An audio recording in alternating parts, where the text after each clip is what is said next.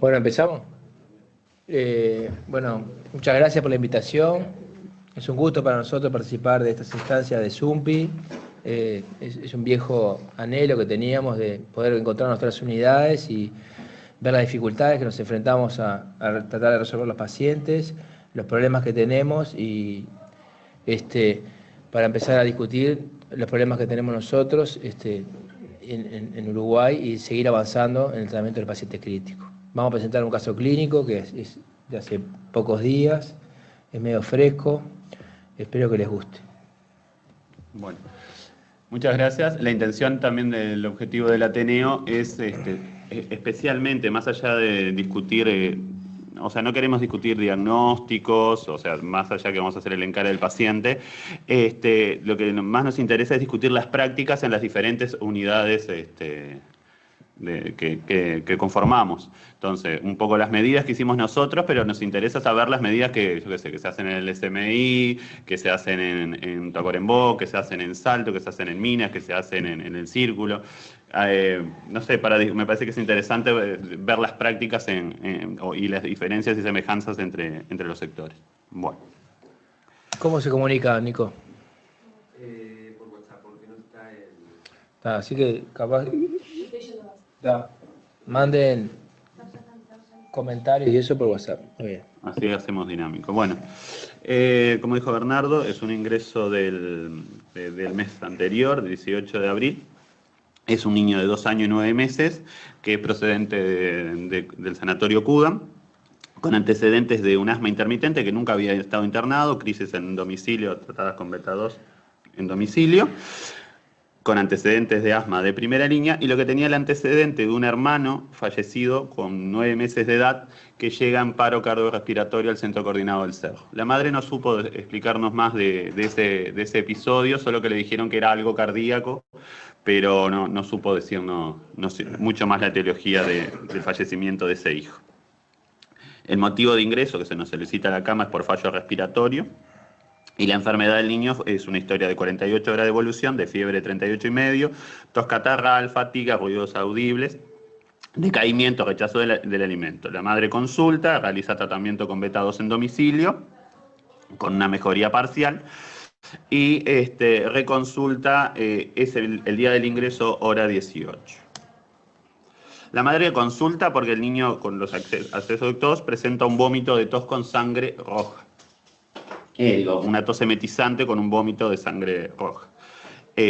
Cuando llega, aumenta el funcional respiratorio. Cuando llega a la puerta de Cudam tiene un mal aspecto general, una polimnea de 70 respiraciones por minuto, tirajes generalizados, un tiempo de recuperación de 2 segundos, palidez cutáneo-mucosa, una taquicardia de 170, la PA es 90-40, en ese momento apiréticos, con una máscara flujo libre saturaba 90. Ahí se le realiza una carga de volumen, ahora les muestro la paraclínica porque se le hace una transfusión de glóbulos rojos y se le inicia antibiótico-terapia.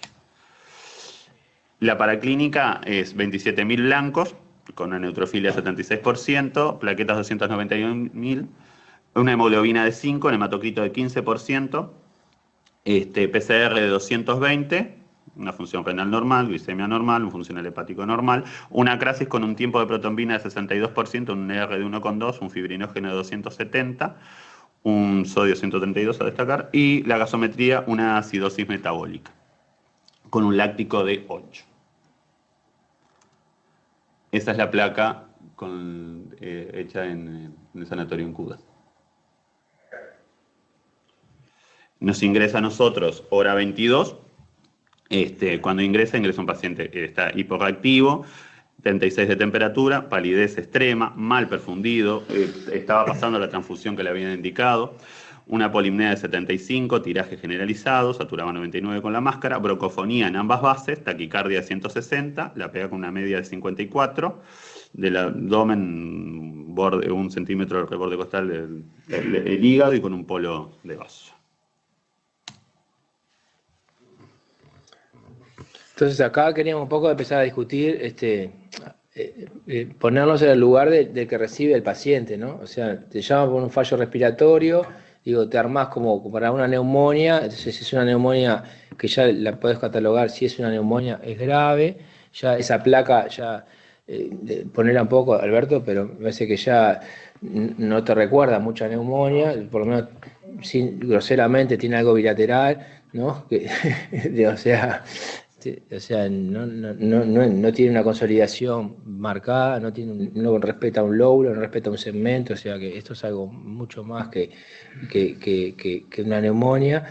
Entonces, un poco queríamos ver si esto es habitual, si las prácticas de ustedes a veces pasa, digo, bueno, uno se prepara para recibir un paciente, qué actitud, si les pasa seguido, digo, ¿no? A veces te lo empeoran y a veces te lo agravan y cuando llega, en realidad, cerca del 60% es más sencillo de lo que uno piensa, ¿no? Pero no te dicen una neumonía o un niño con polimnea o con fallo respiratorio que llega a estas condiciones. O si querés hacemos una ensuma. No sé si van a opinar por ahí. Yo estoy poniendo acá para invitar, pero no hay invitados. No hay micrófono. Te lo digo. Te le hago resumen para la compañera acá. Para los que llegaron tarde. No, es un niño de 2 años y 9 meses, un asmático que tiene el antecedente de un hermano fallecido con 9 meses de edad de un paro cardiorrespiratorio, que la madre no sabía decirnos mucha más cosa, y el cuadro era de 48 horas de evolución de fiebre, cuadro respiratorio, con beta-2 en domicilio, y la reconsulta en emergencia fue por un vómito con sangre roja, peoría del funcional, y ahí es que llega a la puerta de Cuba. De la paraclínica se destaca la leucocitosis, una anemia, la patente de fase aguda alto, una acidosis metabólica, con un láctico de 8 y un toque ahí de la crasia. Y la radiografía de tórax. Y la radiografía de tórax es que choca. 8. La saturación de oxígeno ahí puede estar Saturaba 99 con la máscara. Con la máscara flujo libre. Cuando llegó saturaba 99 con la máscara. Yo me plantearía más una miocarditis, si me preguntan a mí, porque yo le veo que tiene edema pulmonar, que tiene una cardiomegalia radiológica. No sé si se escucha más así. Ah, sí, el micrófono. Para mí tiene edema pulmonar en la placa, tiene una cardiomegalia, por lo menos radiológica, impresiona en un contexto infeccioso, parece que estoy a un shock, que podría ser un shock cardiogénico. Yo me inclinaría más a pensar una miocarditis, de repente, en un contexto infeccioso. Como primera opción para mí. Laura, Laura es la compañera que lo recibió. Cuando te lo contaron, ¿cómo te lo contaron? Me lo contaron con una neumonía. Cuando recibí, lo que me llamó la atención fue la silueta cardiovascular aumentada de tamaño. Bajo el piso. Bueno, y en ese contexto, una paciente que estaba muy grave y que requería de enseguida intubar, ventilar y bueno, después tuvo su evolución para contar. En principio no pensé, miré la placa, que era mucho más que una neumonía y que tenía una relevancia. Esa fue mi conclusión. Bien. Y Adriana de Cudan, ¿sabes? Cuando lo vieron, ¿sabes algo de Rosita? ¿Te lo contó? En realidad este niño ingresó a las 18 y Rosita entró a las 20. Sí. Ahí lo vio que estaba frente a un paciente grave y fue ahí cuando pidió la cama que habló con Laura. En ningún momento ninguna de las pediatras que lo vio se planteó el shock y tampoco se planteó un shock cardiogénico con esa placa, con esa cardiomegalia.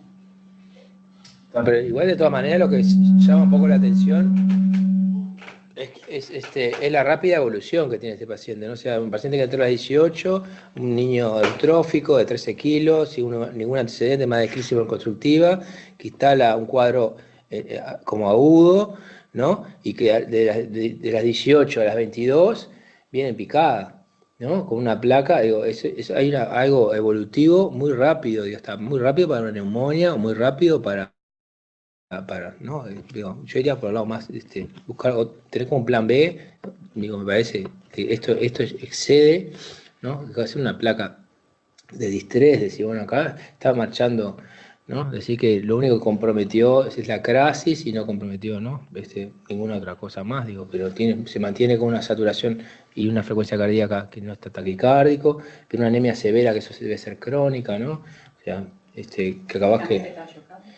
No, por eso, estaba en una frecuencia cardíaca.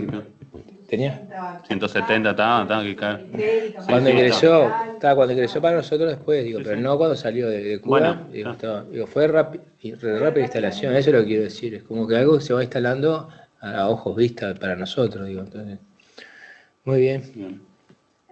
¿Algo del WhatsApp? Entonces me parece que lo que tenés que abrir acá es un poco la grilla, ¿no? Eres un paciente que te viene en un contexto febril, ¿no? Con trabajo respiratorio, chocado, con una placa que para mí es edema de pulmón, igual que dice Magdalena, con una cardiomegalia.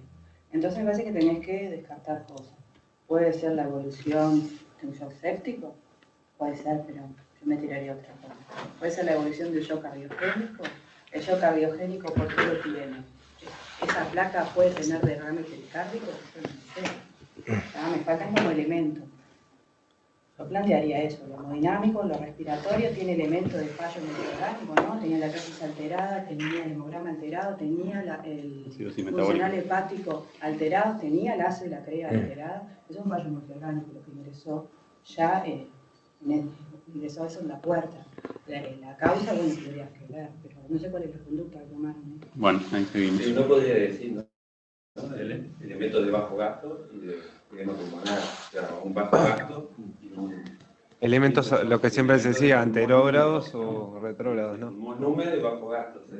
O la insuficiencia cardíaca, si es fría o caliente, y si es seca o húmeda, ¿no? Que acá pareciera ser húmeda a nivel pulmonar y hacia adelante parece ser fría, según la cadera.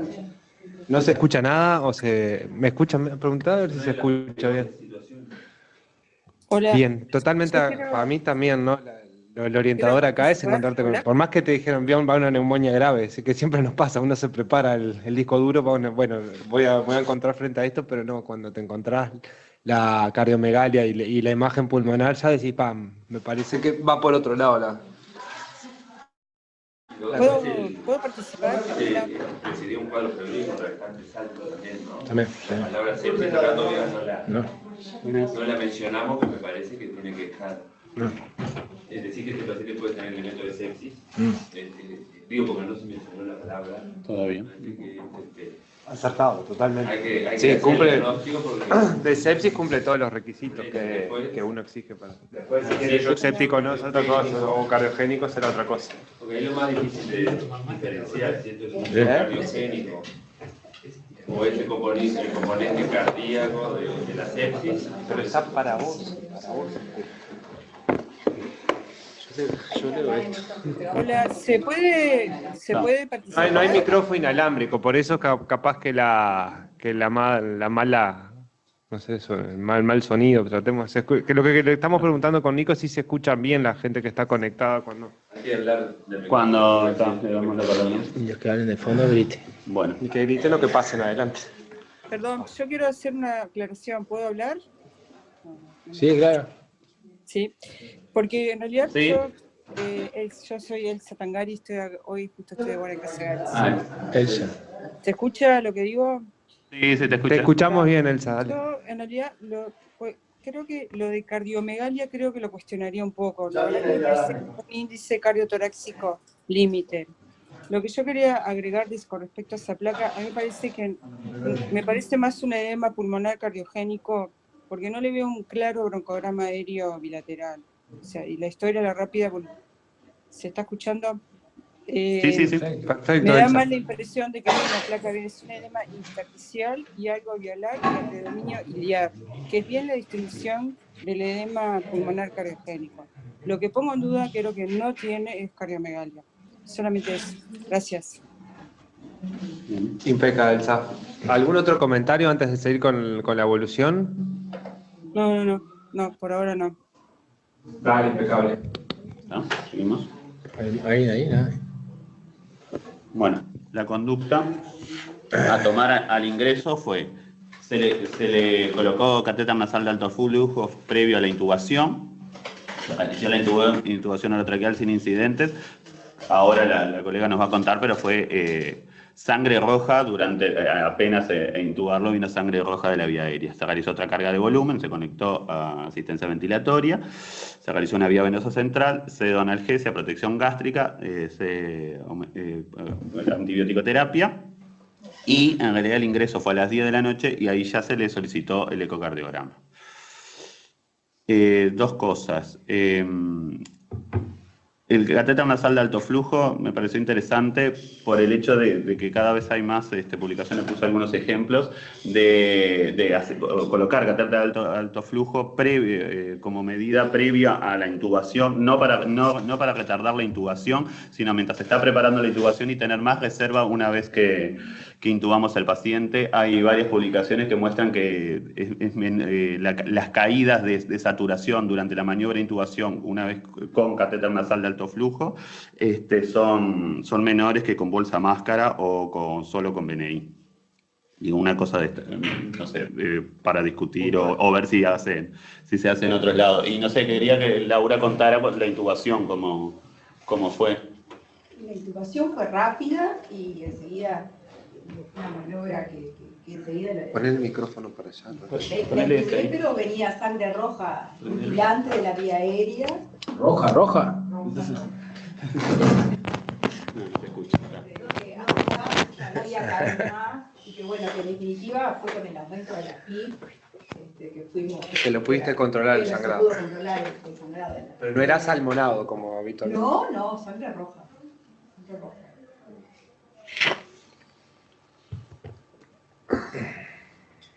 Bueno, conectado a BM, altos parámetros, que se fue titulando la PIP. Al inicio se colocó dopamina, que luego se rotó a milrinona más noradrenalina. Se le realiza una nueva transfusión de glóbulos rojos y plasma. Ya estaba analgesiado y se curariza. Sí. ¿Qué le pasó a Julio? Está enojado, es una falta esta imagen Julio. No, un poco... Sí. Uno, la presión arterial. ¿Qué? Presión arterial. Tenía invasiva o no, y si no invasiva, ¿cuál era? Lo otro, si tenía hepatomegalia. O sea, porque habitualmente cuando tenemos estas imágenes que pueden ser de falla cardíaca, tenemos, ¿no? Sí. Tenemos una hepatomegalia que puede ser de causa también infecciosa, la hepatomegalia, porque muchas veces vemos como dentro del FONS de la sepsis el componente que afecta a muchos órganos. Y lo otro era si teníamos algún funcional hepático para ver si había una alteración. Sí, tengo. La presión al momento del ingreso tenía 56 de media. Es el momento del ingreso. Después te muestro la evolución que fue cayendo, pero el momento del ingreso era 56 de media. El hígado estaba a 1 centímetro del reborde costal. Y el funcional hepático no tenía mucha eso alteración. Lo mostraste ya, sí. No. Pero tenías bilirrubina, tenías trozamiento. Sí, pero era leve. Era leve, claro, pero no una hepatomegalia. No sé, discutir la idea, Bernardo. Sí, un poco ver la conducta, si están de acuerdo, qué hubieran hecho, ¿no? Eso, si se encara como un shock séptico, claro, ver un poco, por eso si hubieran elegido inicial se inició con dopamina y rápidamente se rotó, ¿no? Pero hoy se está discutiendo eso un poco también. Queríamos ver un poco cuáles son las prácticas que utilizan, cuáles son los criterios para cambiar de fármacos, qué fármacos usan de inicio, qué hubieran usado, ¿no? Ya obviamente viene muy encarado para lo cardiovascular, entonces capaz que hasta esa carga de volumen que se le hizo segunda, capaz que hubiera sido cuestionada, ¿no? Un poco. ¿Hasta qué valor de PIP tuviste que poner para poder controlarle el sangrado pulmonar? ¿Y qué FIO2? FIO2 siempre fue de 1. De 1, y la PIB, me parece que fue 10, 11. 10, 11. Sí, no, yo la llegué... FIO2 de 1 la tuviste que mantener. Sí. Yo te cuento la evolución ahora, pero yo llegué a tener PIB de 14. Y cuando lo titulé para obtener una mejor saturación, llegué a tener una PIB de 14. Bueno, no sé. ¿Los tonos cardíacos cómo estaban? Los tonos eran golpeados. En ese momento eran los tonos golpeados. La evolución posteriormente siguió a la peoría. Sí, empezó a perder pulsos periféricos, inicialmente con los sinotrópicos estaba bien perfundido, pero después empezó a estar mal perfundido, oligoanuria, fallo renal, el sangrado a la crasis después tenía un tiempo protombina de 20%, con una plaquetopenia, o sea, después fue seguida a la peoría, sobre todo el hemodinámico y del FOMS. ¿Qué diagnóstico hicieron ustedes? Bueno, se encaró como un shock séptico inicialmente, un neumonía con shock séptico, teniendo en cuenta lo cardiogénico, que ya sabía, eso es otra cosa. Lo cardiogénico teníamos, teníamos una placa que nos llamaba la atención, lo rápidamente evolutivo, parece un edema pulmonar bilateral con... ¿Esa placa no está al revés? Es una buena pregunta, pero yo creo que no. La cámara gástrica está a la izquierda. Acá está la cámara gástrica. Está bien colocada. Está bien colocada. Una imagen cardíaca. Tiene como desplazadas. Va desplazado hacia la derecha. Porque eso tendría que ser todo aurícula izquierda o aurícula derecha, ¿no? Y los ventrículos estarían chiquitos. Un gran edema pulmonar. No sé si te da para cardiomegalia ahí. Bueno, esa fue parte de la discusión. Él solo midió. Micrófono ahora. Sí, la idea es, bueno, si eso da para cardiomegalia, edema pulmonar claro, y parece que estuviera al revés la placa. Pero ustedes dicen que no. Tú decís, Amanda, que está rotada. Esta es la cámara gástrica y esto que ves acá es el hígado. Pero los bronquios se ven para el costado, ¿no? Está todo como desplazado. Está rotada la placa, ¿no? La clavícula está metida más al medio. ¿Esa sombra que se ve es la bifurcación bronquial? Sí. O sea que está súper rotada. Muy bien. ¿Podés poner un poquito la primera diapositiva con el resumen de la historia? Perdona. Sí, por favor. Por una pregunta que les... Eso. ¿Esta es la historia? Sí. Lo siguiente, perdona. Sí. Esta es la consulta en CUDA y así es como nos llega, esta es la paraclínica inicial.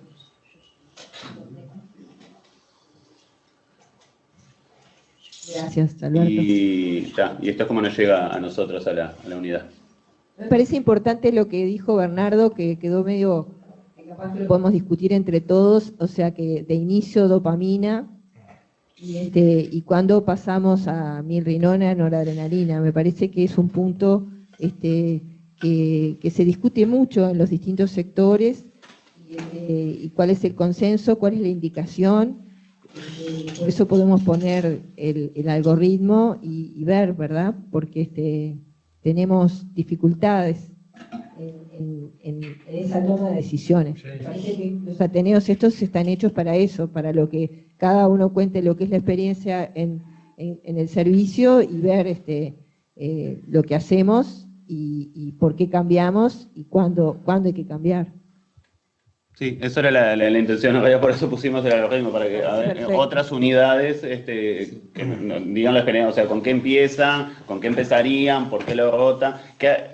Una dificultad que tuvimos es, por ejemplo, que eso fue más administrativo que otra cosa, fue el ecocardiograma, que o sea, demoramos como 12 horas en tener el ecocardiograma. Claro. O sea, tenemos que basarnos en el ecocardiograma para elegir el ninotrópico o vasopresor, o en ese caso no lo teníamos, entonces fuimos así, fue clínicamente.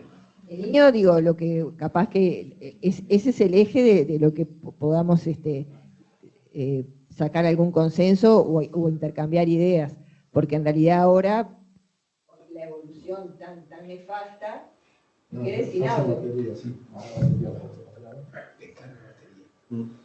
Se me agotó la batería. No, Alicia. Es una insuficiencia circulatoria, que configura un shock, incluso una enfermedad infecciosa, que es un shock séptico, disfunción multiorgánica, que evolucionó a la gravedad extrema, como ustedes lo que muy bien lo plantearon. con un trastorno de la gratis, que te viene a los ojos cuando te ventilaron, yo me lo imagino así. Sí, es así. Y bueno, el algoritmo que tenemos de aval académico empieza con dopamina. Entonces, ¿en cuánto le cambiamos a metilona y noradrenalina? Yo creo que eso estaría bueno. Y sin ecocardio, porque esto es atener su interés. Es ver la dificultad. Son para todas las UCI, ¿verdad? Y en otros lados tenés un ecocardio a los 5 minutos. Y entonces me parece muy bueno ver cuál es el momento y cómo trabajamos. A ver, lo lógico es que pudiéramos hacerlo el ecocardio a los 5 minutos, pero la realidad es que nos están escuchando de Paysandú, de Salto. Claro, eso.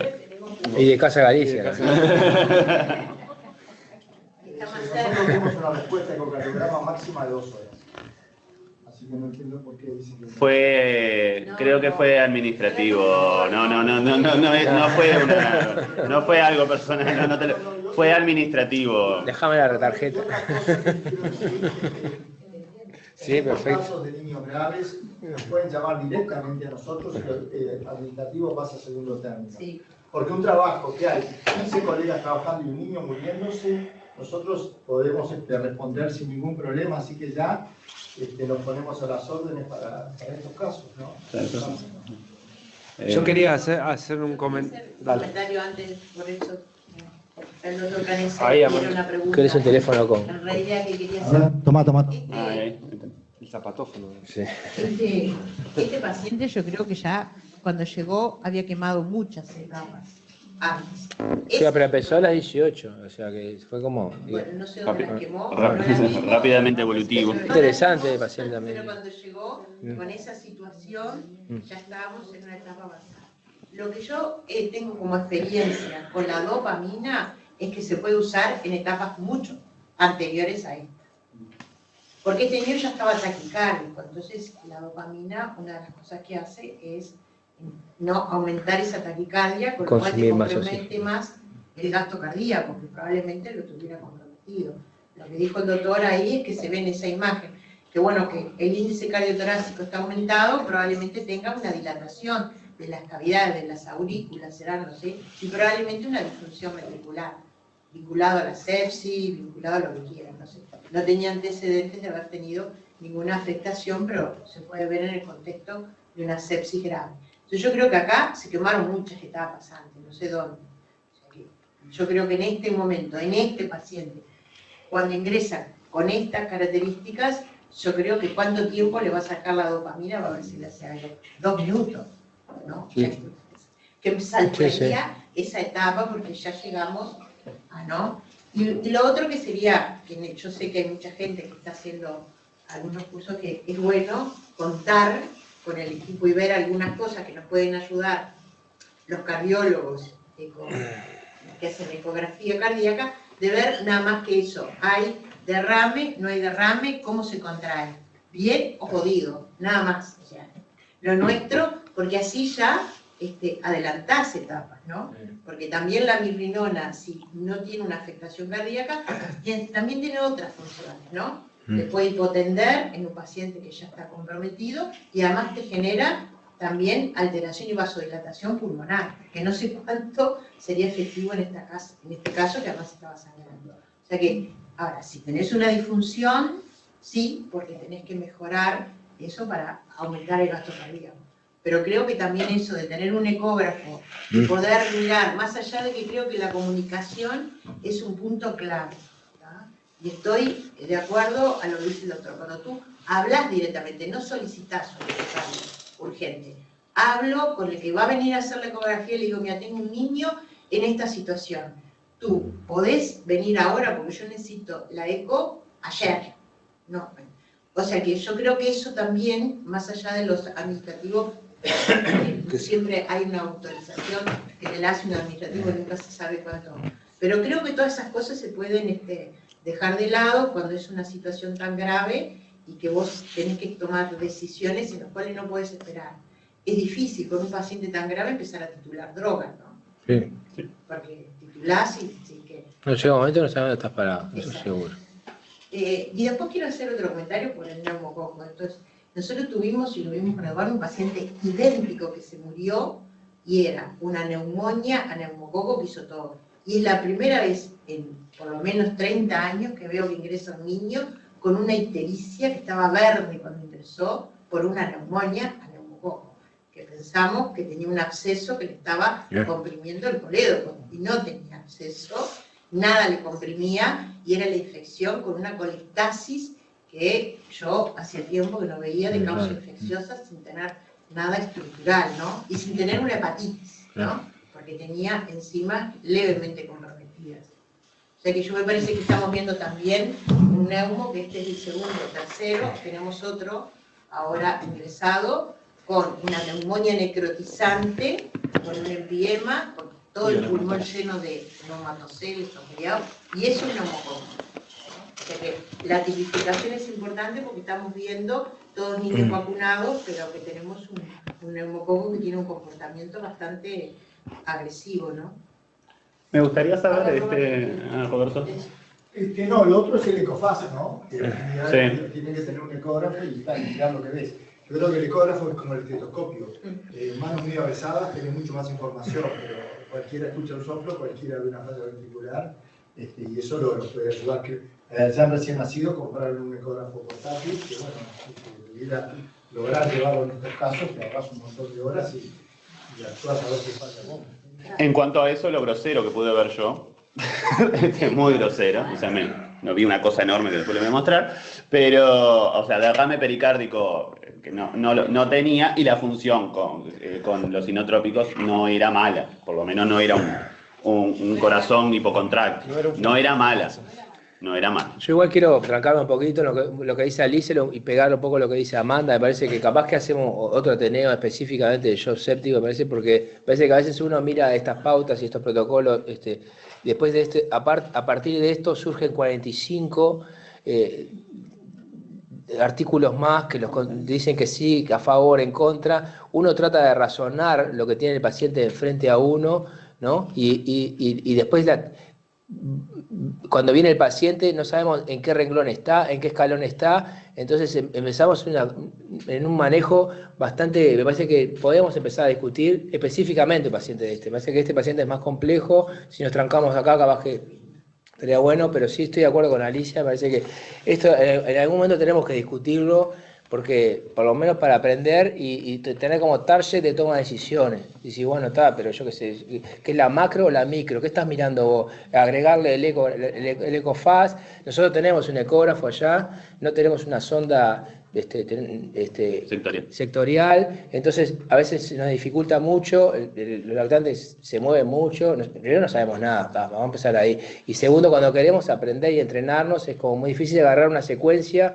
Hace un año que lo tenemos y no tenemos una secuencia cardiovascular. Tenemos una de faz extendido, de pulmón. Ahí tenemos bastante, pero en ecocardio no tenemos una secuencia de cómo hace el Rush, ¿no? Ver bomba, vasos, o sea, algo así que pueda mirar intensivista. Nosotros no lo generamos, y hace un año y medio que estamos con eso, y cada vez que agarro un cardiólogo que me enseñe 3 cosas, se me hace como muy difícil, porque empiezan a medirme cosas y se me hace totalmente incomprensible. O sea, me parece que tenemos que bajar también para nosotros algo sencillo y para intensivista, mirar 3 cosas, la contractilidad, ¿sí? El golpeteo de la mitral, no sé, 3 cosas grandes y nada más, sí. En otra... Quería ver otras unidades. Bueno, ahí tenías. No, hay tiempo. En realidad, Bernardo, cuando vos estudiás la parte de ecografía funcional, crítica, más fuerte. tenés diferentes niveles.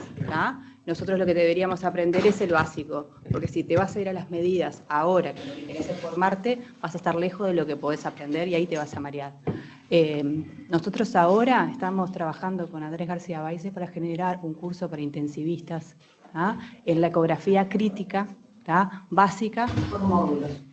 Uno de los módulos va a ser ecocardiografía básica. También va a estar de pulmón, la parte de abdomen y la parte de neurocrítico.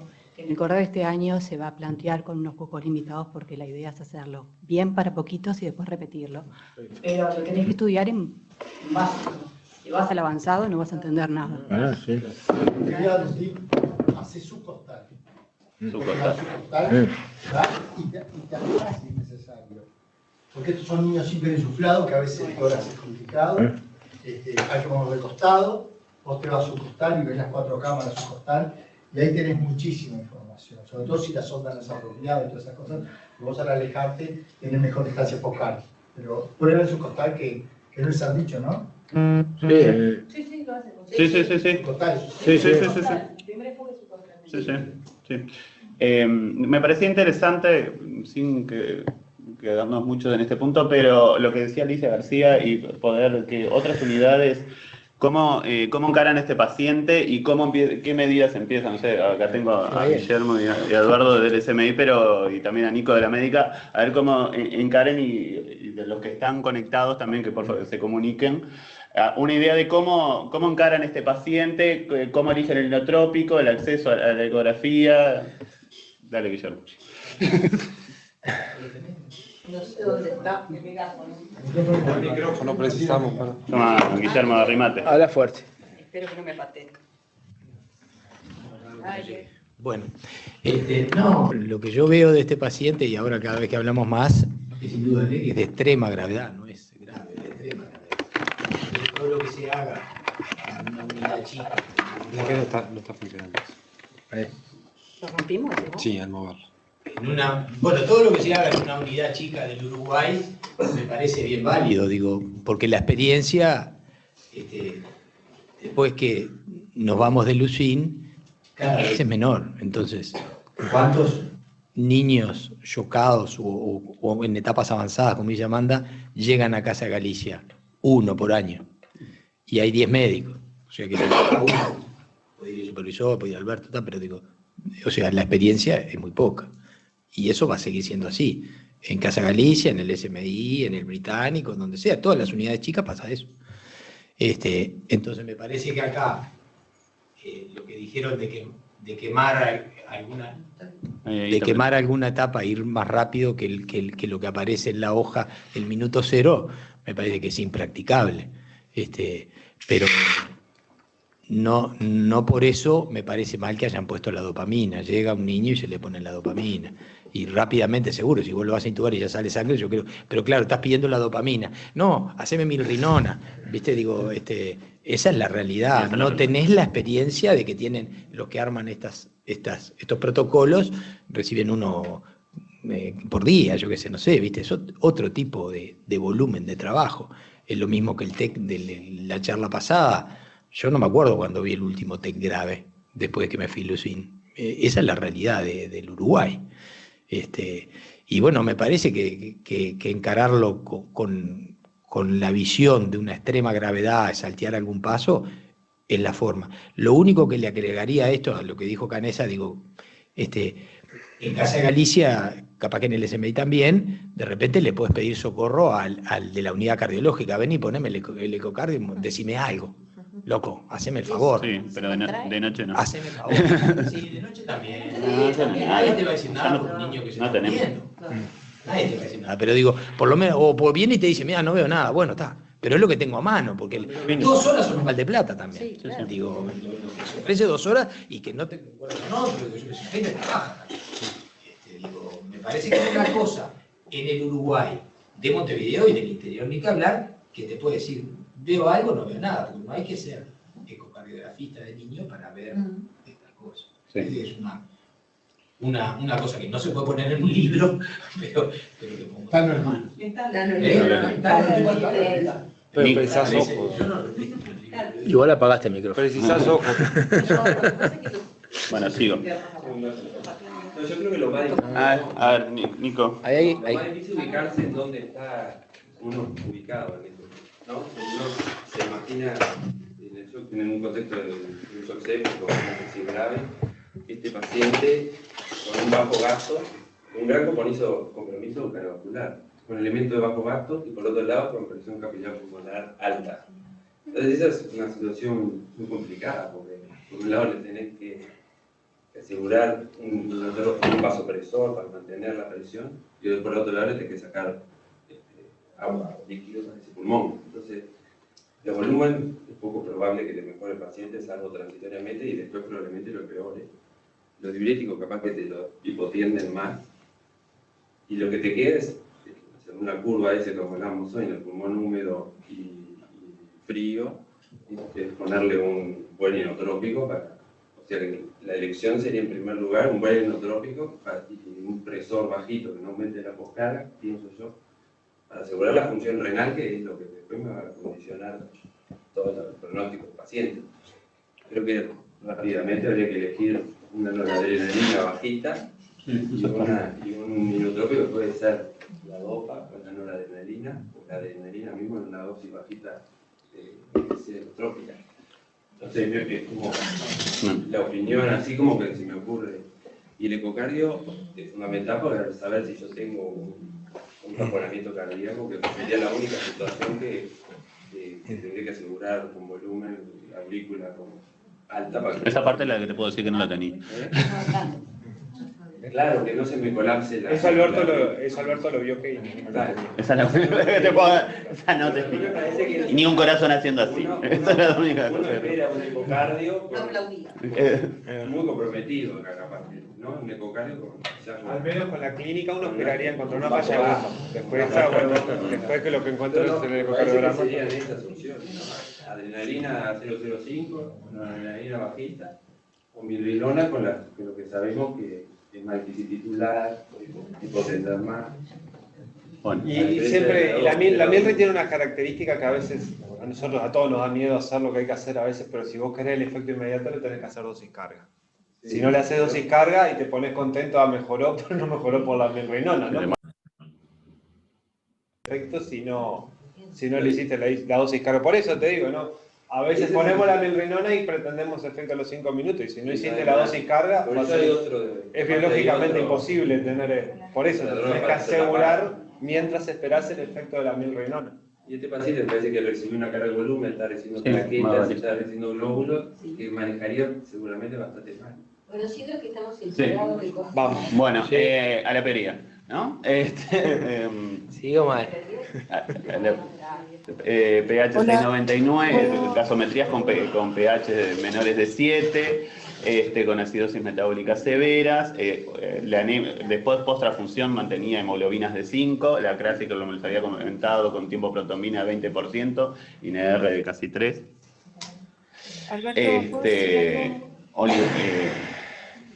Hipotensión y oligoanuria.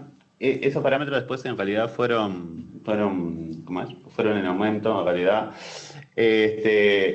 con una placa de tórax posterior,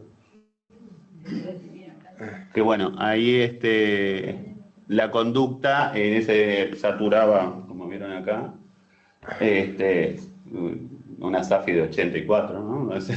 Saturaba 80. La conducta inicialmente no estaba, había mejorado algo la perfusión, después fue a la peoría, se pronó, se tituló PIP, que requería una PIP de 14 como para mantener una buena saturación por arriba de 90, con FIO2 de 1 siempre, y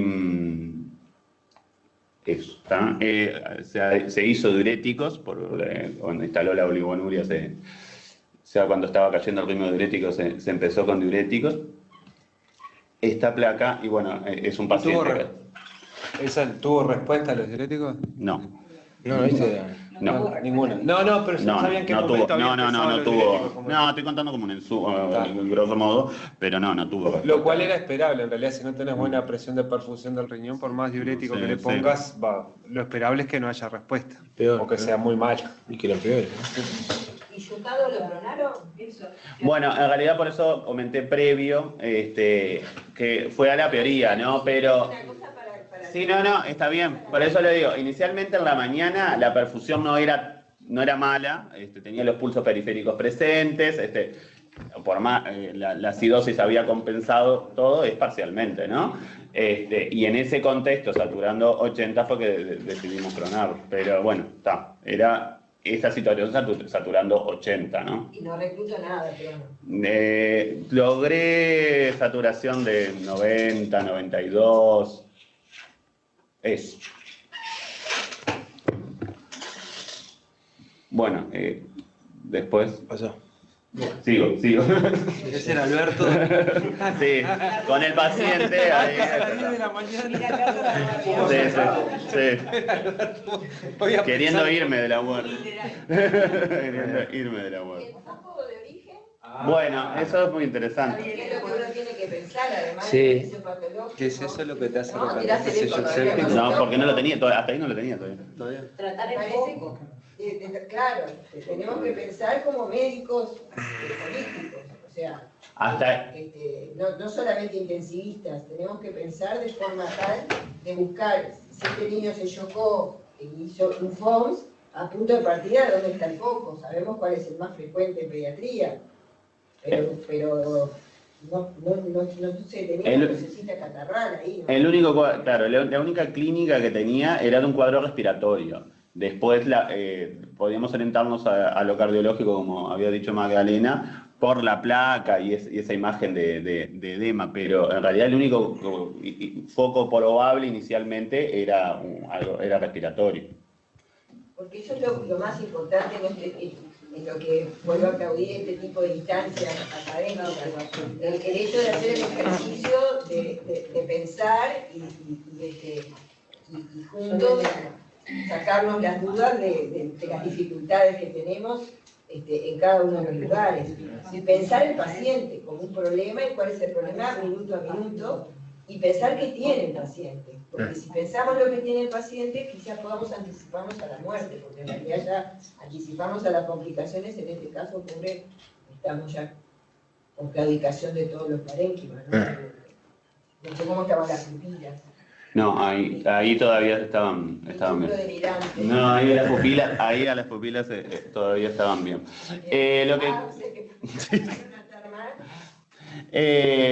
Lo que quería seguir en esto es, bueno, lo que preguntó Alicia, lo pronamos. Bueno, ¿qué hago con esos pacientes? Esto ya es un distrés, solo lo mantengo como un edema pulmonar, esto ya es un distrés. ¿Cómo sigo en el tratamiento? O lo voy corriendo de atrás, siempre es la sensación de estos pacientes, ¿cómo lo sigo a este paciente chocado, que tiene un distrés, o ya no es más un edema pulmonar que no responde a lo diurético, ¿no? Esa es la... Sí. Bueno, estos son diferentes revisiones y algoritmos de SDRA. Yo creo que para ponerlo en crono, hemodinámicamente tiene que estar estable, porque si no, agregás a tu alteración, por la cual lo que estás haciendo es tratando de reclutar un problema cardiovascular más importante. O sea que, no sé, estos pacientes deberían tener una presión invasiva, porque todo lo que tú hagas va a repercutir, ¿no?, sobre la presión y sobre el flujo de muchos órganos, incluido el riñón.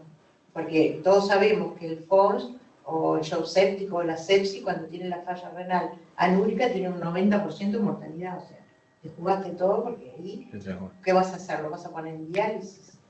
¿No? O sea que si no orina y no tiene respuesta a los diuréticos, ya tiene una lesión renal importante, que lo que tenés que hacer es poner al paciente en diálisis, y en esta situación evidentemente no.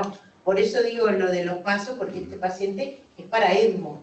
Claro, ¿no? Por eso en realidad puse el ECMO al final, cuando le aparecen las pupilas dilatadas sin respuesta. Para ECMO, cuando tenemos una falla respiratoria que no responde a las estrategias que tú tenés, y acompañamos una falla cardiovascular. Bueno. Si me aparece algo de cardiovascular no controlado, para tratar un distrés. Al momento de tener que Santiago viene a hacerle el ecocardio, tenía la presión arterial en ese momento estaba normales. Vamos hablando del paciente que ingresó a las 10 de la noche, cerca del mediodía venía a hacer el ecocardio. De toda esta evolución que le estoy haciendo un resumen, ¿no? Cerca del mediodía ya el paciente estaba con unas presiones normales, sí, con noradrenalina y milrinona. estaba instalando la oligonuria, que ahí se agregaron los diuréticos. Los pulsos periféricos débiles pero presentes, el tiempo de recuperación aceptable. Se pronó, que se logró una saturación con una PIP, te digo, llegué al 14, después por ahí quedó. Se logró una saturación de 90, esa era, ¿tá? Y bueno, pronado, Santiago vino, vamos a hacerle el ecocardio. Santiago, no sé si querés contar. Fue un eco medio dificultoso porque tratamos de no despronarlo. ¿Tenemos micrófono para Santiago ahí? Si no, vení acá, Santi. Vení porque es importante. Dale, vení.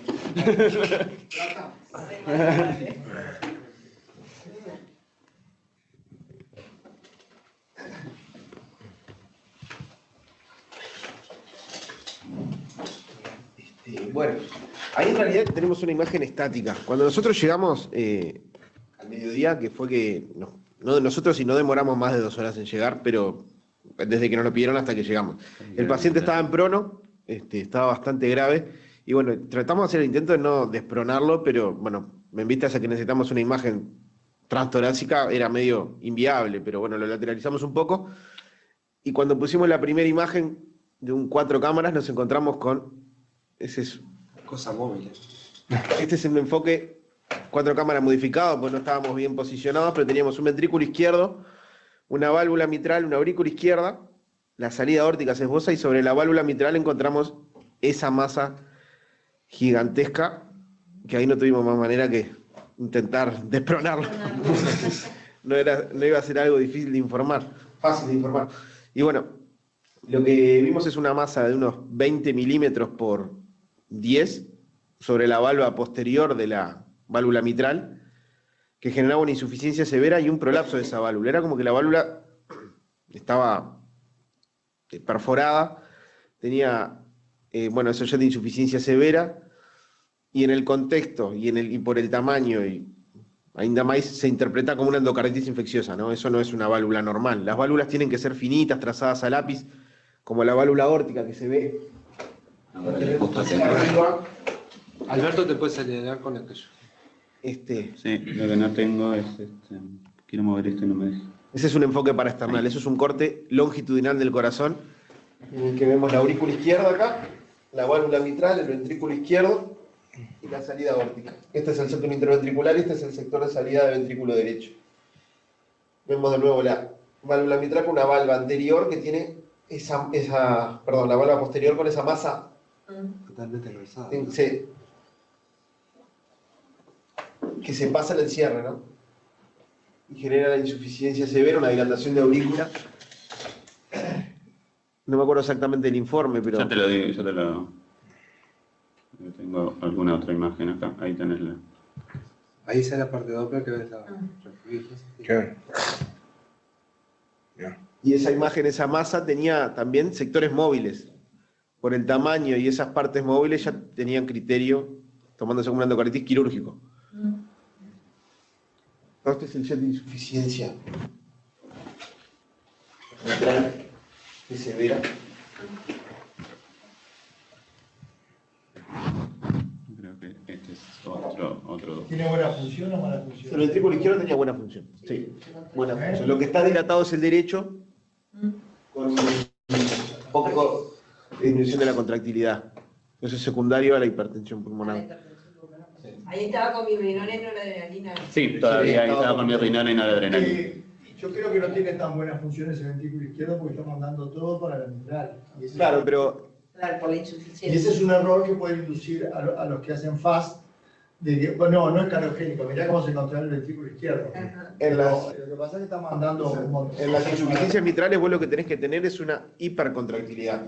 Porque el ventrículo izquierdo pasa de luchar con una cavidad de alta presión que es la aorta a una de baja presión que es la aurícula. Cuando ves la función que es normal en una insuficiencia mitral severa, ya hay un toque de la contractilidad. Lo que tiene que haber es una hipercontractilidad. Y cuando la función ya es baja en una insuficiencia mitral severa, ya estamos muy comprometidos, exacto. Ahí tenés el informe. Ahí va. Aurícula izquierda severamente dilatada, buena función ventricular, septo interauricular, interventricular indemne, válvula mitral con anillo 26, con válvula posterior, en válvula posterior masa adherida de 22 por 10, ya el tamaño gigantesco con extremo móvil que determina prolapso del valo posterior, con cierta insuficiencia, problemas taquicardia sin derrame, cambio inferior de 13, sin variación respiratoria.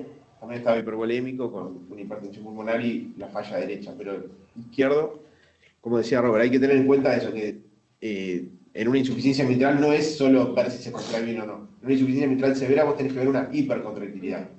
Si no, la función ya empieza a estar afectada. Santiago, ¿vos podés estimar qué porcentaje del volumen del ventrículo izquierdo se estaba yendo hacia atrás y tanto hacia adelante? Bueno, pregunta de curioso, ¿no? Se puede. Es difícil. No es muy fiable. Yo acá lo que rescato es que hay que darle como vasodilatadores al paciente. Todo vasoconstrictor que le des, aumentar la insuficiencia mitral fisiológicamente. Claro. Que es muy importante. Por eso dije que la presión tiene que ser invasiva, porque eso que dice ir bajando el vasopresor, ir aumentando la milrinona, es todo un arte, ¿no? Sí. De que hace paciente. Sí. Claro, a diferencia de las catecolaminas, si te bajó la presión completa. Tú dijiste que tenías indicaciones de cirugía. ¿no? Bueno, esas masas cumplen determinados criterios cuando ves la embolia, cuando ves las partes móviles y cuando ves el tamaño, que después lo va a decir Nico. De ahí la importancia si el eco se hubiera hecho 12 horas antes. Ahí. Por eso digo que fuimos quemando etapas. Este niño, cuando ingresó, ya tenía la endocarditis y ya tenía que tener algún síntoma que habrá pasado desapercibido de gravedad. Digo, esta lesión, toda esta alteración no se produce en los otros, ¿no?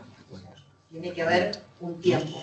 Y lo otro es eso, la importancia a veces de estos diagnósticos, porque si tenía alguna chance este niño, era la cirugía. Sí, pero después lo que van a discutir es si está en oportunidad o no de ahí ya. Ahora ya. Pero capaz que 12 horas antes, Yo una pregunta. Soplo no tenía, ¿no? Tenía soplo, estaba en el contexto de la anemia, pero no era un soplo que te rompía los... No nos avivamos antes. No. Porque es muy aguda y masiva. Si no se nos avivaba antes... Era un soplo con una hemoglobina de 5, no era un soplo que te llamara la atención. En ese contexto. Bueno, después que Santiago le hace el ecocardio, consultamos con Canesa, la indicación tenían la indicación quirúrgica, hablamos con los padres, eligieron el ICE, se hizo la consulta con cirujano cardíaco. En todo ese hablo telecoso, el niño hace un paro cardiorrespiratorio. Se reanima, sale inmediatamente, pero después que se reanimó, a la que preveía Alicia García, pupilas midriáticas, que yo no sé si embolizó o fue todo parte de la hipoperfusión. Bueno, y ya era un niño post-reanimado, y en ese contexto vino el cirujano cardíaco, vino el doctor Zurraco, pero bueno, capaz que podemos darle la palabra. Capaz que venía a hablar acá, que tenemos micrófono. Habías dicho que ya tenía el elemento de embolia, ¿no? Decilo de dedo. Ah, bueno, ahí está.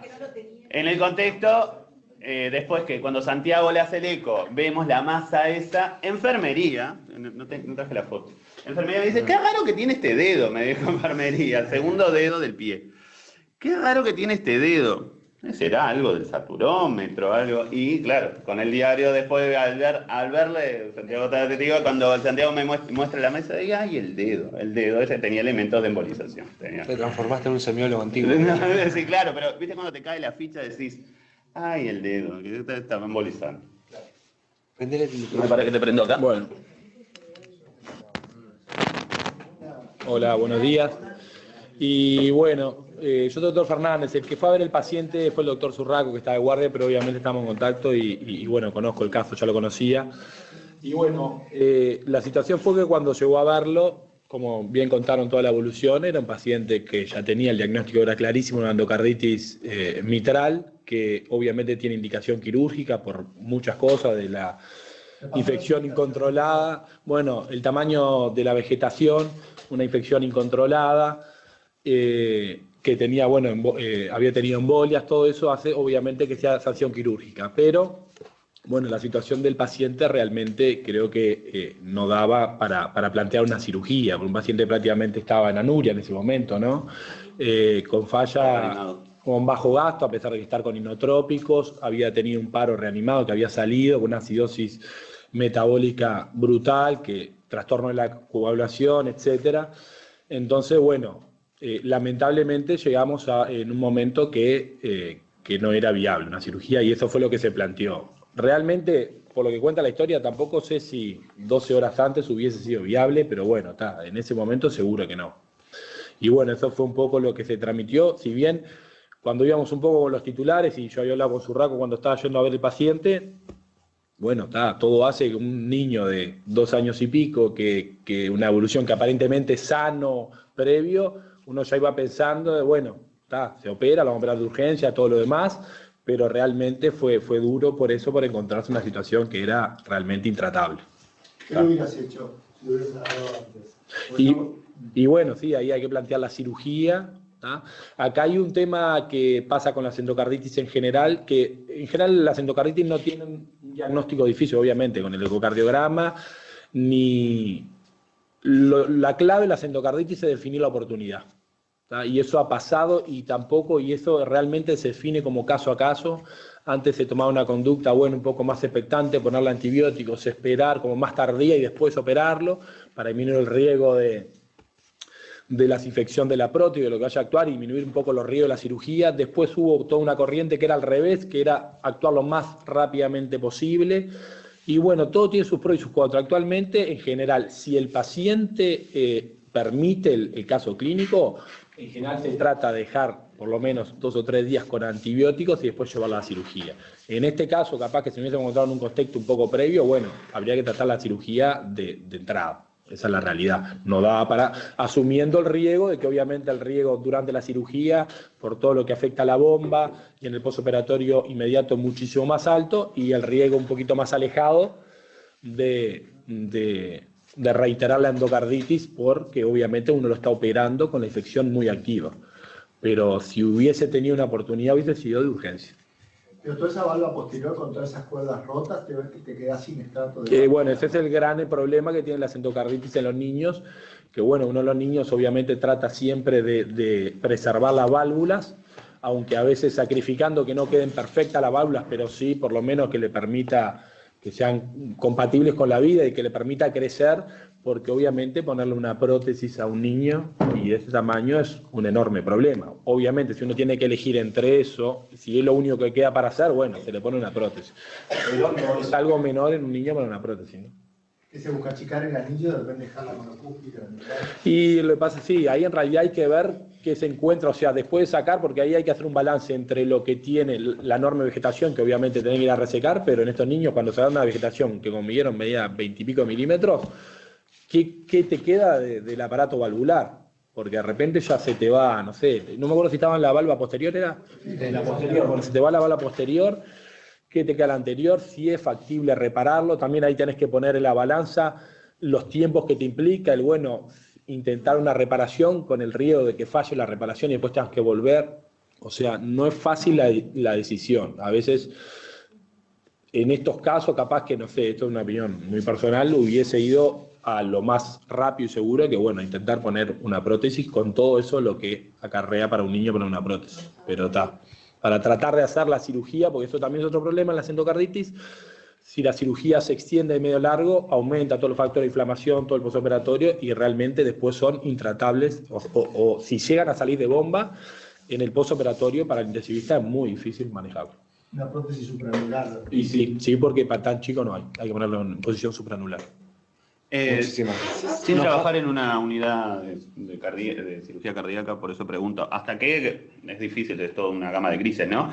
Pero en el contexto hemodinámico, supongamos no hubiera parado y estaba, no sé, era la mañana, que estaba algo, entre comillas, estabilizado. ¿Hasta qué contexto se lleva a operar este niño? Hemodinámicamente, era un fallo respiratorio, que estaba pronado, con inotrópico. En ese contexto lo llevo de urgencia. Yo sé que es la única chance que tiene. Y Sí, pero... digo, claro, yo creo que incluso el paciente, por ejemplo, ese, que este es otro tema, obviamente, no sé, creo que ni siquiera es trasladable, por ejemplo. No sé Claro, qué opinan bueno, ustedes. Este paciente era intrasladable, por ejemplo. O sea, si es trasladable, y bueno, yo sé siempre la idea de darle la oportunidad y verlo. Es real que, la verdad, una cirugía en un paciente así tan crítico, o sea, un poco mejor de cuando fuimos a ver, tiene una mortalidad altísima. Esa es la realidad. Pero bueno, si es eso, ¿qué? Y bueno, a veces sí, digo, es difícil también y es difícil tomar la decisión de decirle que no a los padres, pero realmente a veces no tiene oportunidad. Ya, pero principalmente en este paciente ya partíamos la base de toda la situación crítica que estaba y que difícilmente era trasladable. O sea que ahí ya la cirugía no se puede plantear. Alberto, nos preguntan por el chat si, con respecto a, capaz que nos adelanta la historia, si rotaron antibióticos en algún momento y si hubo aislamiento de germen. Penicilina gentamicina se agregó una vez vista la endocarditis y lamentablemente no tuvimos aislamiento de germen en realidad. Teníamos hemocultivo de Kudan, que fue negativo, y teníamos 2 hemocultivos de Casa de Galicia, y los 2 hemocultivos no se realizó. Una cosa más que quería mencionar, porque se mencionó, capaz que le van a hablar después algo del tema del ECMO. Viste que está bueno, porque en un momento se planteó también. Y bueno, la realidad es que en este estado, así, creo que tú lo mencionaste, que hay que pensar un poco en la asistencia. Obviamente usted cuando lo llegó ya no estaba en ese punto, pero antes. Digo, no tienen que dar el concepto de que el ECMO es cuando falla todo, el paciente se está, por decirlo sencillamente, se está muriendo. No, hay que ponerlo antes, porque ahí falla el ECMO, no funciona. O funciona en un porcentaje mucho menor del que debería. También tenemos la situación real de que hoy en día, para poder poner un ECMO, también tendría que ser trasladable, por decirlo de alguna manera, ¿no? Si el ECMO está trasladable, Pereira Rosell ya lo cedió, y las unidades cardiológicas pueden pedirlo también. Estamos en esa situación actualmente. Sí. Pero tenés que venir acá, Claudia. Pero vení, Claudia, a hablar con el micrófono. Hola, ¿cómo andan? ¿Bien? No, simplemente con el diario del lunes, ¿no? Hablando con lo del ECMO. En este paciente era muy difícil que nos hubiese ido bien con esta endocarditis en la válvula mitral, porque hemodinámicamente nunca lo íbamos a tener bien. Porque si pensamos en el derecho y en el izquierdo, al derecho le hace muy mal la intubación y con PIC muy alta, y el izquierdo se estaba viendo con bajo gasto por ese flujo que iba para atrás, que daba la hipertensión pulmonar, que era inmanejable. Entonces vos tenías que contrarrestar el bajo gasto y la hipertensión pulmonar inmanejable, el derecho que no le llegaba, que no tenía buen retorno. Entonces era un paciente que indefectiblemente iba a ir a la muerte. El ECMO, cuando nosotros, acá lo que uno haciendo el diario del lunes faltó, hacer un eco precoz, meterle el eco antes y decir, este paciente, si lo meto en ECMO, le doy tiempo A, o este paciente, le doy tiempo A, porque sé que la evolución va a ser hacia una hemodinamia intratable, un shock totalmente refractario, por esto que vos, imposible con tu tratamiento vas a poder balancear. ¿Está? Es eso. Entonces, creo que acá lo que fallamos es haberle puesto un eco antes a este paciente y tal vez ahí era indicación de ECMO y esperarlo, recuperarlo un poco para entrarlo a Perfecto, lo único que capaz plantearía distinto es capaz, o si no, hacerlo al revés. Tenía el diagnóstico, hacer la cirugía y era un paciente que si llegaba a cirugía casi seguro que iba a salir en ECMO en asistencia. Por todo lo que hablábamos, el trastorno de la coagulación, por todo lo demás, la parte respiratoria que era muy difícil manejo. Entonces uno resuelve la parte infecciosa más grande, cardíaca, y bueno, con el ECMO le da tiempo para que recupere el corazón y la parte respiratoria, ¿no? Que es sangrar la vía aérea, etc. Está bueno eso del ECMO porque en realidad yo vivo en Montevideo y no sabíamos que lo teníamos, que teníamos posibilidad. Digo, me parece que hay que discutir lo mismo que nos pasa a veces en las unidades. Claro, el aparato. Le pones el aparato al lado al chico. Hay por lo menos 10 personas entrenadas en el Uruguay para hacer el ECMO que están dispuestas a trabajar gratuitamente. Se está haciendo un presupuesto para el pago y hay todo ese lío, y después el otro lío son las cánulas que son caras, que la Fundación Corazoncitos estaría dispuesto a pagar a los primeros pacientes.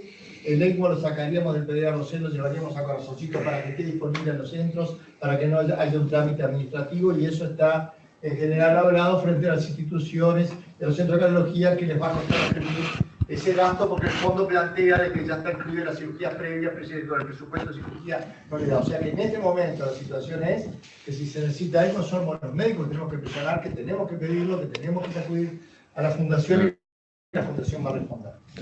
Porque eso es interesante, sobre todo, obviamente va a ser discutido con el cardiólogo que llamemos, o sea, va a ser algo, sobre todo por la precocidad, porque a veces, no sé si la realidad de todo el país y todo lo que están conectados, pero a veces nosotros, nos ha pasado con la tos convulsa, que a veces nosotros no tenemos, ahora tenemos oxidonitis, pero no tenemos otras opciones terapéuticas, y siempre esperamos al final para pasarlo, cuando ya está todo el partido jugado, ¿no? Me acuerdo hace 2 años tuvimos un niño muy grave, que al final obviamente terminamos falleciendo, y cuando dijimos, bueno, lo pasamos a otro lugar, ya era tardísimo, era inamovible, digo, y en esto, bueno, esto también pasa lo mismo con el ECMO, uno lo deja como última, porque como está escalonado al final, digo, ¿no? Uno sigue decir, bueno, lo escalono al final, y en realidad es un error, ¿no? Primero por las condiciones de traslado, la pioría, se puede morir durante el trayecto, digo, o sea. Y los respiratorios, además, es los que tienen mejores resultados. Claro. Eso también digo porque como la mayoría de casos intensivistas.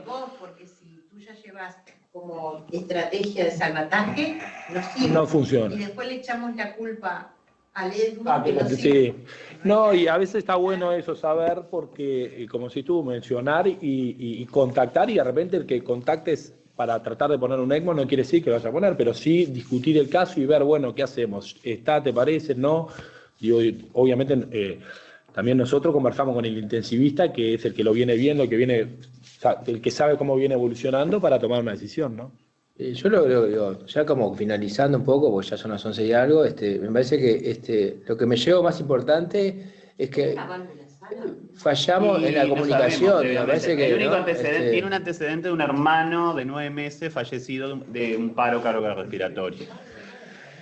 Pero bueno, una cosa importante que veo de acá, que rescato, es esto, vernos las caras con los cardiólogos, con la gente que puede trabajar, porque me parece que después cuando yo te llame a las 11 de la noche, yo sé que sos vos, entonces digo, ¿por qué es eso? Porque acá lo que falló más fue la comunicación, si nos conocemos. Entonces, la vez pasada vino el neurocirujano, o sea, que este Ateneo tiene como un doble propósito. Primero, porque frente a un paciente grave como era digo, o sea, te puedo mandar imágenes, te puedo poner el eco y mandarme la imagen, o sea, podemos dialogar, y eso, ganar en comunicación, nos puede ganar para el paciente, digo, más que para el que esté de guardia, o digo, me parece que eso está muy bueno, porque obviamente acá, si no hubiéramos comunicado, creo que ahí fue una falla nuestra, directamente nosotros, y no dejar la burocracia del ecocardio, hubiéramos capaz que avanzado un poquito. Yo no sé, capaz que el resultado era el mismo, pero por lo menos los pasos. Ya capaz que de noche teníamos el diagnóstico de endocarditis, capaz que era igual turismo. Era Viernes Santo, Uruguay, para Viernes completarlo. Santo, pero sí. Surraco estaba. Y él también. ¿Cómo fue? Una de las reflexiones que hiciste vos, Guillermo, ¿estos pacientes con qué frecuencia te pueden tocar fuera? Porque tenés que estar como todo el tiempo entrenado para estos pacientes. Que Guillermo va a hacer una apreciación. Lo que hace bien. Chan. Que vinieron muchos más cardiólogos. Sí. A ver si se siente, ¿no? Bienvenido. No, llegaron pronto. 2 o 3 pequeñas cosas para decir. Una, me parece que con ecografía, con ECMO y con todos los demás. Este era un paciente gravísimo, primero que nada, o sea, lo que se hizo está. Como para aprender para todas las unidades chicas, es que, bueno, la ecografía la tenemos que tener de alguna manera. No sé, hay que pedir socorro a quien podamos. Tercera cosa que digo, y es un tema también no del libro. Me acuerdo una vuelta un jefe, no voy a decir el lugar, pero llego yo y estaba atendiendo la hija de un amigo. Estaba muerto. Se terminó muriendo la niña. Pero en ese entonces le dije, vos no tenés a nadie a que llamar. Porque digo, estos pacientes gravísimos conviene compartirlos. Digo, creo que acá somos poquitos, nos conocemos y compartirlos viene bien. Tanto para Laura, como para Bernardo, como para Alberto, los que estuvieron ahí. Digo, estás solo ahí, capaz que viene un iluminado y se le ilumina o no. pero digo, por lo menos lo compartís, ¿no?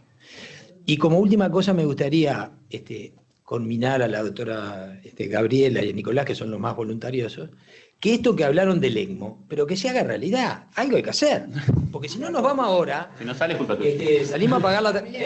Claro, ¿no? Nos vemos pronto, pida Dios. Bueno, pero te tomamos la palabra. No. Acá el doctor Canesa ¿Qué hay que hacer para que eso esté disponible? Porque obviamente, si vos llamás en turismo a las 10 de la noche al director técnico que esté de guardia, le decís, vamos a contratar el ECMO, te dice, bueno, mañana hablamos, chao. ¿No? Digo, pero que se haga realidad, y eso no hay vuelta que, como dice Ganesa, tiene que ser los médicos que están atrás de eso. Pero si nos vamos de acá a todos, sí, hay que poner el ECMO, y yo agarro para la mía, me echa para la de ella, te echa para la de... No es menor que caiga el año que viene otra endocarditis y seguimos la misma. Pero no es menor que te caiga un paciente a vos, o te caiga, yo que sé, en el círculo, en donde sea, y dice, bueno, esto tiene indicación de ECMO, y empezamos, o por lo menos, como dice él, discutirlo y decirlo, mira, tiene la indicación, y ya empiezo a escribir, tiene indicación de ECMO, por X motivo no se realizó. Nosotros no tenemos que adiestrar nosotros para reconocer. Para reconocer cuándo tiene la indicación. No lo arreglas, Alberto. No, pero por lo menos lo vas discutiendo. Esos 10 médicos que están dispuestos a trabajar, bueno, tienen que tener, no sé, un sistema de guardia, yo no sé cómo es, pero digo, tiene que haber un proceso que te habilite a las unidades a tenerlo. Si no, vas a llegar siempre tarde. Sí, sí. Casa Galleta fuera de chance. No llega. No cruzan Avenida Italia. Me gustaría agregar algo. Bueno, agradecer.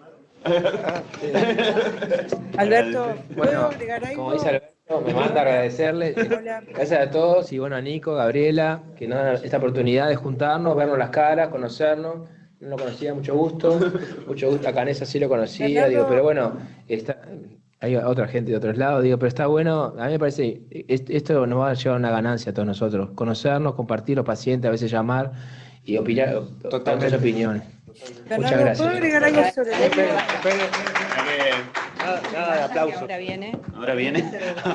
No se vaya, ahora viene Sting. Viene el clavijo de cada... No se vaya, ahora viene Sting. Necesitamos una unidad que nos haga el Ateneo del tercer Jueves 20 de junio. Así que aceptamos voluntarios y espontáneos. Ya está la Copa América. Bueno, nos comunicamos, pero ya vayan pensando que hay que hacer una presentación y no tenemos la persona o la unidad que la haga. Así que bueno, por WhatsApp, en el grupo del chat, se comunica. No, quiero cerrar agradeciéndole a Casa Galicia especialmente porque como sabemos por razones conocidas por todos que están atravesando un momento complicado y que pese a todo están acá presentando el Ateneo. Me parece que es como muy destacable. Queremos agradecer el compromiso. Muchas gracias.